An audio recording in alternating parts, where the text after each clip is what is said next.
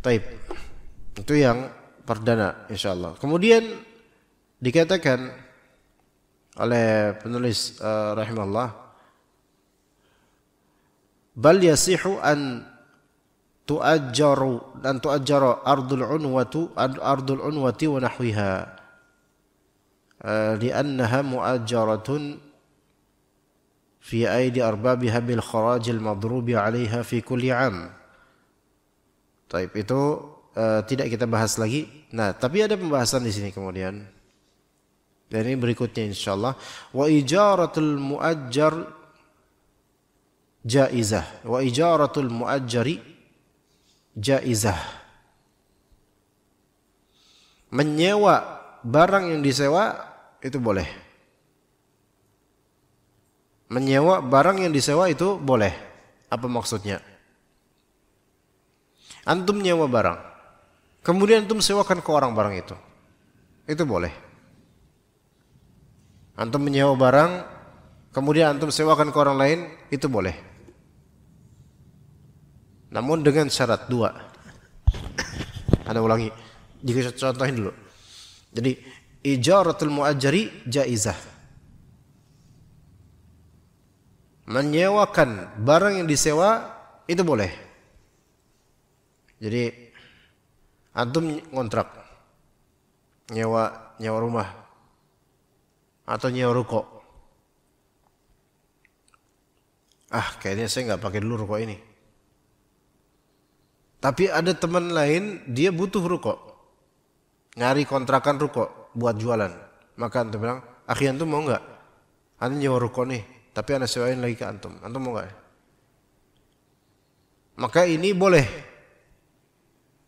Menyewakan barang yang kita sewa dari orang lain itu boleh, tapi dengan syarat. Yang pertama, tenggat waktu dimulai setelah kita berhak. Setelah hak kita, tenggat waktu dimulai setelah kita berhak memiliki manfaatnya. Kalau misalnya ini yang pertama jadi tenggat waktu itu dimulai dari hak kita gitu loh. Maksudnya begini, antum punya ruko sekarang bulan apa sekarang? Juli ya? Juli. Ada ruko baru nih, wah bagus nih ruko baru nih, potensial nih kayaknya bagus nih. Antum mau sewa itu ruko. Taib, antum bilang ke ownernya, Pak maaf nih, anda sewa, tapi mulainya Agustus ya Pak ya? Karena ini udah tanggal 10 atau 11 Juli nanggung Pak. Saya pengen mulai Agustus baru saya bayar. Oke, setuju gitu. Tapi boleh nggak Pak saya pegang kuncinya? Tapi boleh. Megang kunci ruko yang akan disewa walaupun sudah bayar. Hatta sudah bayar. Setahun berapa? Misal 20 juta. Oke, udah bayar. Tapi dealnya kapan mulainya? Bulan Agustus. Antum dikasih apa? Dikasih kuncinya. Dikasih kunci itu tidak melazimkan sudah menjadi hak pemanfaatan, enggak. Kan dikasih kunci kan cuma buat untuk lihat-lihat doang mungkin. Pemanfaatan belum boleh. Oke? Nah, karena udah dikasih kunci, padahal dealnya tadi mulai dari Agustus dan ini masih Juli. Antum bilang ke teman antum, akhi, antum butuh ruko nggak nih? Ana ada ruko bagus nih. Antum bayar ke ana nanti. 23 juta setahun. Bagus, di pinggir jalan. Mau nggak? Perbuatan seperti nggak boleh. Apalagi kalau kemudian dia iming-iming, mau nggak nih, mau udah ada kunci ini, antum bisa pakai besok. Paham nggak di sini? Bisa pakai besok, akhi. Udah ada kunci antum dengan ini. Maka ini nggak boleh. Kenapa nggak boleh? Karena mulai durasinya itu tidak dimulai dari hak dia. Dia belum berhak untuk menempatinya bahkan. Tapi dia malah justru menyewakannya ke orang lain. Ini tidak sah. Ini tidak sah. Syarat pertama, karena syarat pertama tidak terpenuhi. Syarat pertama tidak terpenuhi. Yakni tidak dimulai dari penyewaan orang kedua, tidak dimulai dari berhaknya penyewa pertama. Ya, itu yang pertama. Syarat yang kedua, resiko madarat penyewa kedua tidak boleh lebih besar daripada resiko madarat penyewa pertama. Resiko madarat penyewa kedua tidak boleh lebih besar daripada resiko madarat penyewa pertama. Apa maksudnya? Ya, jadi resiko madarat penyewa kedua tidak boleh lebih besar daripada resiko madarat penyewa pertama. Gimana itu? Misal satu rumah blok T1 misalnya, nomor sekian, itu rumah biasa. Ya, kayak rumah KPR lama biasa gitu. Yang mana itu hanya untuk tempat tinggal orang satu keluarga, misalnya berapa orang gitu. Namun kemudian ini kan sebuah keluarga bisa 2 kamar, mungkin 5 orang, 6 orang cukup. Nah, antum kemudian nyewa itu rumah dengan petak yang kecil rumah nyewa. Oke. Namun nggak jadilah. Tapi saya udah bayar nih sama orang. Daripada dibiarkan kosong, mending saya sewakan ke orang lain. Dan rumah itu kan peruntukannya untuk rumah keluarga, yaitu tempat tinggal biasa. Maka antum sewakan. Ayo, siapa yang mau rumah nih, ada nih. Nah, ada orang datang ke antum, teman antum mau nyewa rumah tersebut dari antum. Tapi dia pakai buat apa? Buat usaha ayam geprek dan gorengan-gorengan. Ya, dan usahanya cukup besar. Taib.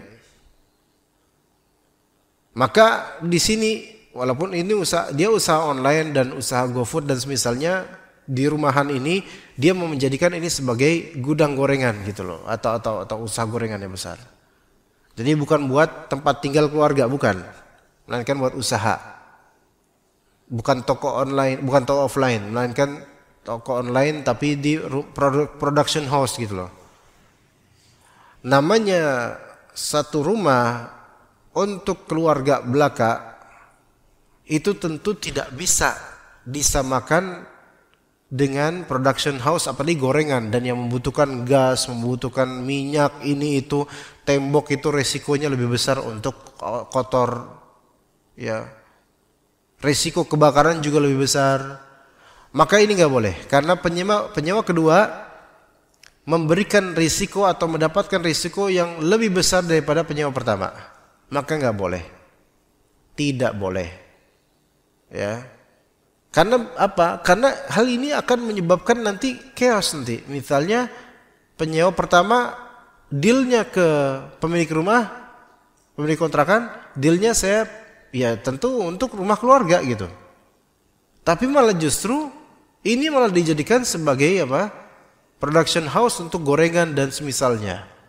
Maka pasti pemilik kontrakan nggak terima. Enggak, pemilik kontrakan nggak terima. Iya. Gitu. Apalagi itu akan membuat hancurnya tembok dan semisalnya. Gitu. Nah, itu syaratnya. Adapun kalau resiko penyewa kedua itu lebih ringan, nah itu nggak apa-apa. Kayak misalnya ini ada rumah besar, ya, antum mau nyewa rumah itu untuk membuat TPA, ya, TPA gitu loh, tempat anak-anak lah, buat TPA anak-anak. Resikonya apa sih? Ya namanya tempat TPA ya resikonya ya bisa aja kaca pecah atau apa, namanya anak-anak gitu kan, jadikan sekolah harian di situ. Resikonya jelas ada dibandingkan dengan rumah keluarga gitu kan. Resiko TPA lebih besar karena anak-anak kan bisa sembarangan di situ dan banyak pula taman bermainnya gitu kan. Resikonya lebih besar. Namun qadarullah kemudian antum berubah pikiran, ini kalau dipakai buat taman anak-anak nggak usah lah, udah buat sewa rumah aja biasa buat keluarga. Tapi saya keluarga udah ada di tempat lain, udahlah saya sewain ke orang deh. Antum sewain ke orang dengan harga lebih tinggi, yang mana itu tadi 40 juta per tahun, antum tinggiin untuk orang lain 45 juta. Ada yang mau dan dia menempatinya untuk jadi tempat keluarga besar, risikonya lebih kecil dibandingkan menjadi TPA atau sekolahan. Maka antum untung 5 juta. Apakah sah dan boleh? Boleh. Karena apa? Risiko penyewa kedua itu lebih kecil dorornya dibandingkan penyewa pertama. Ya seperti itu fikihnya ya teman-teman sekalian. Ya, kemudian tentang masalah menjual petakan rumah dan semisalnya di Mekah itu juga disebutkan oleh para ulama. Tetapi hal-hal seperti ini itu tidak begitu berefek di masa sekarang. Karena apa? Karena masa sekarang kebanyakan masa sekarang antum bisa lihat di Masjidil Haram, ya baru depannya itu langsung hotel sebegitu gedenya. Itu gimana? Ya, itu semua menjadi bagian dan lahan bisnis, ya. Bagian dan lahan bisnis. Jadi sekarang tidak berlaku lagi hukum-hukum yang disebutkan oleh para fuqaha ketika itu. Makanya kata sebagian ulama, masalah-masalah seperti ini tidak memiliki samarah tatbiqiyah, yaitu buah praktek di zaman sekarang. Memang masalah ilmiah tetapi tidak memberikan praktek tatbiq dan praktek di lapangan sekarang. Ya. Baik, kemudian dikatakan oleh penulis rahimahullah. Kita lanjut ke masalah di sini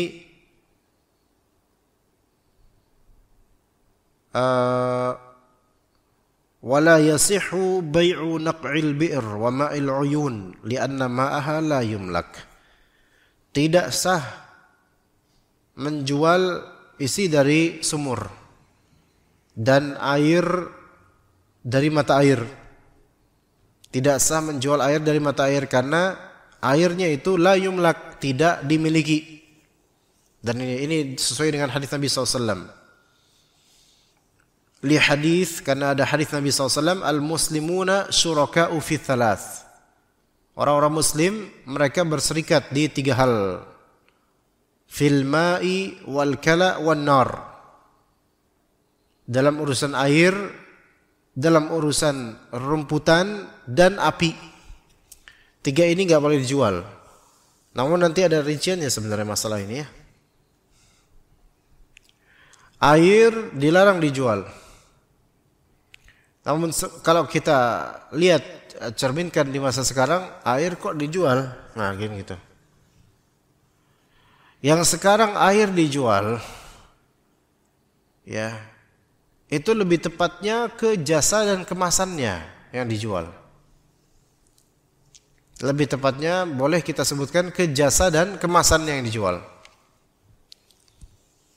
Ya, kayak misalnya aqua nanggung, aqua gelas, itu kan lebih ke jasa untuk mendapatkan air itu dari mata airnya dan juga kemasannya.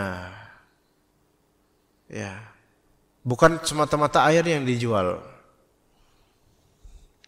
Dan pula kata sebagian ulama, jika mata air atau air tersebut dari lahan yang telah dimiliki oleh pemiliknya, maka pemiliknya boleh menjualnya.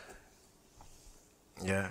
Adapun yang tidak boleh adalah ini mata air bebas, semua orang berserikat untuk siapa berhak meminumnya, kemudian antum monopoli dan orang-orang gak boleh minum kecuali lewat gelas antum dan antum menjualnya, maka ini gak boleh. Untuk mata air yang bebas semua orang boleh memilikinya, menjualnya gak boleh. Ya. Adapun kalau misalnya antum membeli sebuah lahan dan di lahan tersebut memang ada mata air dan antum berhak untuk itu, maka kata sebagian ulama ini tidak termasuk dalam hadis. Kenapa? Karena air tersebut tidak berserikat, melainkan air tersebut hanya kepemilikannya antum saja.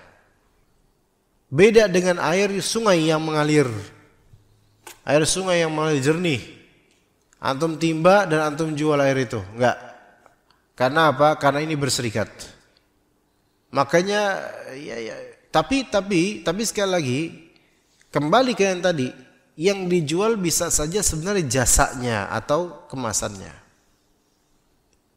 Ya. Termasuk air laut, Pak. Kalau antum melihara akuarium laut, akuarium ikan laut, kan nggak bisa antum pakainya air tawar digaremin supaya nggak bakal cocok ya. Tapi harus dari air laut original. Nah sekarang ada beberapa orang atau beberapa toko yang usaha akuarium ikan laut, dan mereka menjual air laut dijual. Namun lebih tepatnya di sini, walaupun yang mereka jual air laut, tetapi lebih ke mereka menjual jasanya untuk mendapatkan dan membawa air laut ke tempat ini. Dan itu butuh dana, butuh cost. Makanya dibayarlah mereka beli air laut di sini karena membeli jasa mereka yang mendatangkan air laut. Maka itu boleh, seperti itu boleh. Seperti itu boleh. Maka aqua nggak pada gratis. Kalau gratis nggak ada yang bakal bikin aqua. Ya, dengan segala mereknya, ya. Seperti itu. Maka wallahu alam itu boleh. Namun kalau misalnya ada mata air di Muhsinin ini, apalagi di Fasum seperti ini, ada mata air ngalir gitu, terus ada orang kemudian memonopoli mata air tersebut, terus dia jual di warteg-warteg, ini mau nggak air mata air dari Masjid Berkah misalnya, maka ini haram. Ya, begitu juga mata air yang ada di beberapa tempat yang dikeramatkan, ya, dimonopoli kemudian ini haram. Ya seperti itu. Jadi jual air itu tidak boleh. Kalau misalnya dengan konteks seperti itu. Bagaimana dengan jualan air ruqyah? Airnya udah diruqyah terus dijual. Kalau yang kita tanyakan kepada Syekh Ibrahim Ar-Ruhaili di daurah, hal tersebut diperbolehkan. Hal tersebut diperbolehkan karena yang dijual di sini ada jasa untuk meruqyahnya, maka itu menurut sebagian ulama jasa untuk meruqyah itu boleh mendapatkan hadiah atau upah. Sebagaimana dalam hadis Nabi SAW. Ya, sahabat yang meruqyah seorang pemuka kaum, namun mensyaratkan untuk mendapatkan kambing atau semisalnya dari situ, maka itu boleh. Al-kala itu yaitu rembutan dan semisalnya, biasa buat makan kambing, sapi dan semisalnya. Ini juga tidak boleh diperjualbelikan. Kalau memang kala tersebut ada di ilalang tersebut, ada di semak-semak biasa, maka nggak boleh diperjualbelikan. Ya. Adapun kalau kita menyewa orang untuk menebas dan mendapatkan itu rumputan semisal itu buat kambing kita, maka boleh kita sewa orang itu. Tapi ini bukan dalam artian jual beli rumput, bukan. Taib. Kemudian adapun rumput-rumput sintetis atau rumput-rumput asli, namun dia memiliki keunikan tersendiri dan perawatan tersendiri, maka yang lebih sahih itu boleh diperjualbelikan. Seperti lumput lapangan bola yang eksklusif misalnya bagus, ya, yang mana itu tidak akan rumput itu ada di tempat-tempat liar, nggak mungkin. Karena ini rumput yang tidak berserikat kepemilikannya, hanya orang-orang tertentu yang memeliharanya, maka yang seperti ini wallahu alam ini boleh. Ya, adapun menjual ilalang tepian sungai dan semisalnya itu nggak boleh. Ya, misal ngarit di pinggir sungai banyak dapat dari ilalang, kemudian ke pasar dijual, itu nggak ada yang mau beli juga. Kalau dibeli pun itu terlarang. Iya, karena apa? Karena itu berserikat, setiap orang punya itu.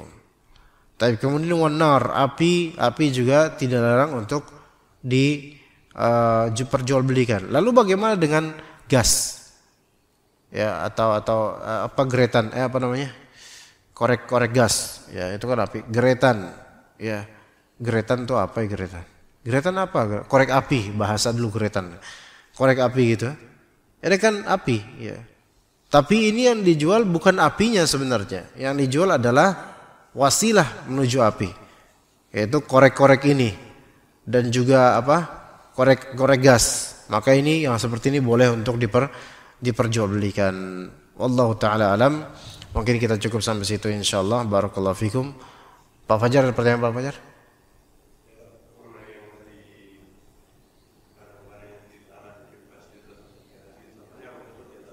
Ya, ya.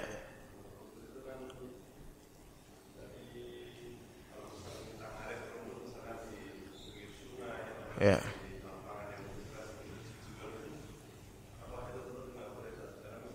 Ngarit rumput di sungai. Ya, ya, di tempat bebas.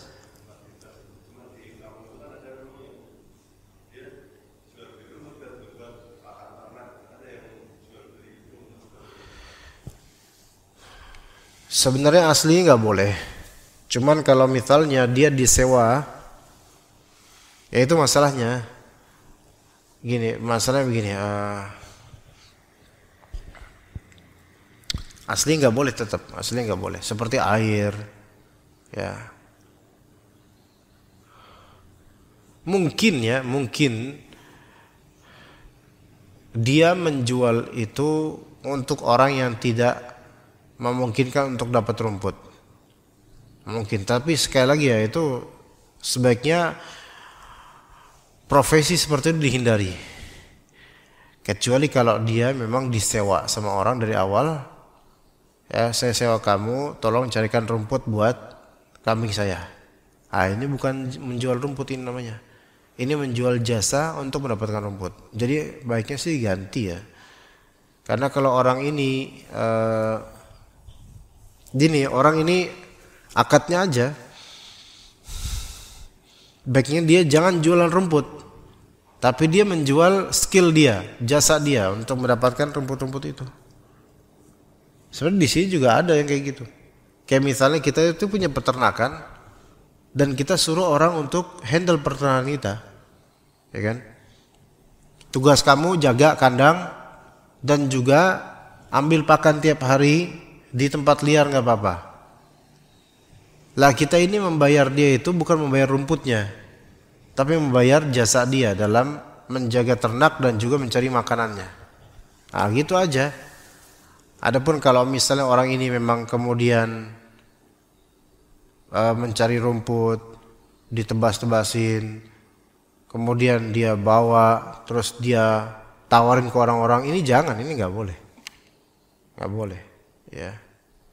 Adapun kalau kayu bakar boleh, karena dalam hadis Nabi SAW seseorang ketika dia mengikat kayu bakarnya, terus dia bawa itu lebih baik, lebih mulia daripada dia harus minta-minta sama orang. Maka ini menunjukkan bahwasanya kayu bakar nggak apa-apa. Ranting-ranting yang udah rapuh, yang udah hancur, yang udah jatuh-jatuhan, ranting-ranting bambu yang udah kayak gitu kering, itu boleh, itu boleh. Karena apa? Itu manusia nggak berserikat, karena nggak semua manusia menginginkannya. Maka itu boleh dikumpulin untuk dijadikan kayu bakar. Maka menjual kayu bakar itu boleh. Ya, walaupun itu kayu itu ada di lahan-lahan orang, nggak apa-apa. Diambil, dijual, diikat boleh. Selama memang orang-orang pemilik lahan itu nggak membutuhkannya maka boleh. Tapi kalau rumput itu nggak. Kalau rumput nggak dijual belikan. Begitu. Tapi buat makanan binatang yang dia disuruh bosnya itu nggak apa-apa, nggak terlarang. Ya begitu. Wallahu alam. Seperti itu. Ya. Oke, kita cukup sampai sini insyaallah. Udah waktu syuruk. Alhamdulillah. Wassallallahu ala nabiyina Muhammad wa ala alihi washabihi ajma'in. Subhanakallahumma bihamdika asyhadu an la ilaha illa anta astaghfiruka wa atubu ilaik. Jazakumullahu khairal jazaa ala husni istima'ikum. Assalamualaikum warahmatullahi wabarakatuh.